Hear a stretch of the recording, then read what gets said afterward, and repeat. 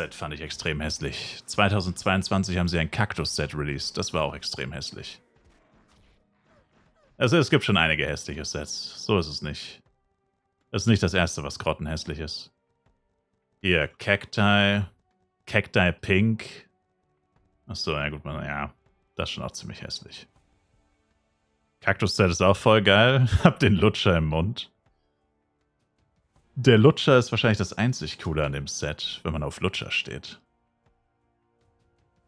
Also es gibt schon ein paar hässliche. Also es ist nicht das erste, was so hässlich ist. Oder so unbeliebt. Was ist das eigentlich? What the fuck?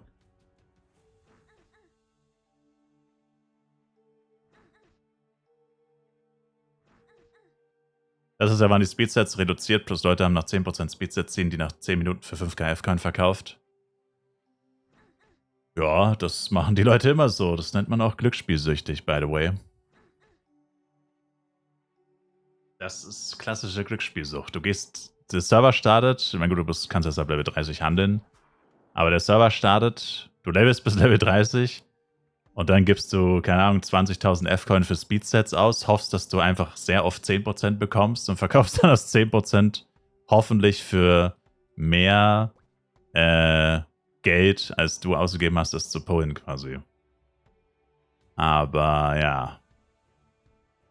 Wenn du es halt nicht schaffst, ist es dann halt ein bisschen bitter, ne?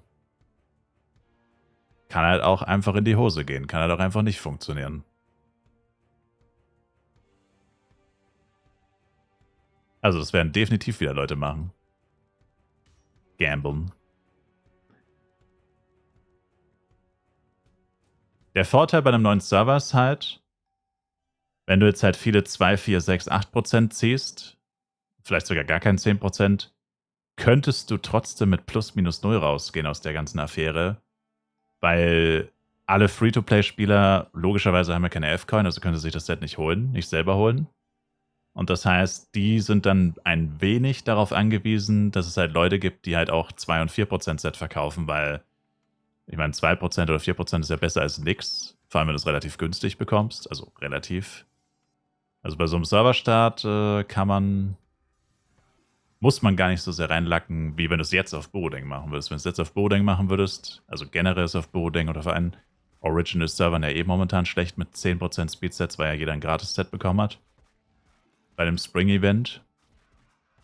Aber ja, grundsätzlich beim neuen Server gar keine so schlechte Gelegenheit. Aber ich würde es trotzdem als Gambling bezeichnen. Wenn du Pech hast, verlierst du definitiv Geld. Wenn du Glück hast, kannst du aber viel Geld verdienen wahrscheinlich.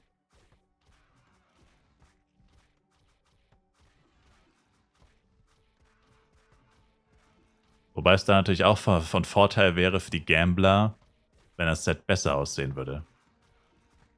Weil je besser das Set aussieht, desto mehr wollen die Leute es wahrscheinlich haben. Und je schlechter es aussieht, desto mehr sagt man wahrscheinlich, ach, weißt du was, das Set ist so hässlich, ich will es gar nicht. Ich laufe lieber ohne Speedset rum, als mir das hässliche Set zu kaufen. So ungefähr.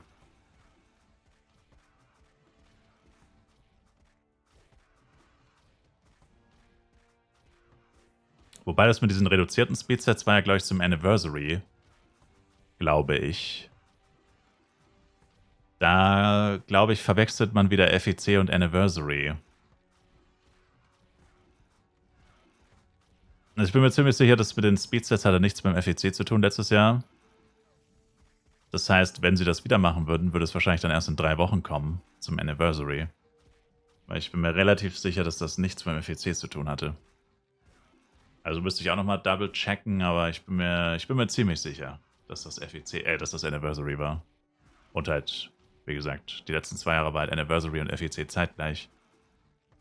Deswegen war das Jacke wie Hose, was jetzt was ist.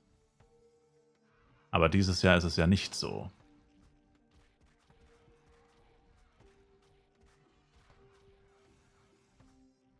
Also vielleicht ist es dann wirklich so, dass dieses Jahr nur dieses hässliche Set im Cash-Shop ist. Was natürlich, oh mein Gott, eigentlich ist das geistesgestört. Oh, das ist richtig pervers eigentlich. Sie machen das hässliche Set zum Start, zwingen damit indirekt jeden, sich das hässliche zu kaufen. Und dann machen sie 3 Wochen später fetten Speed-Set Cash-Out, Sellout.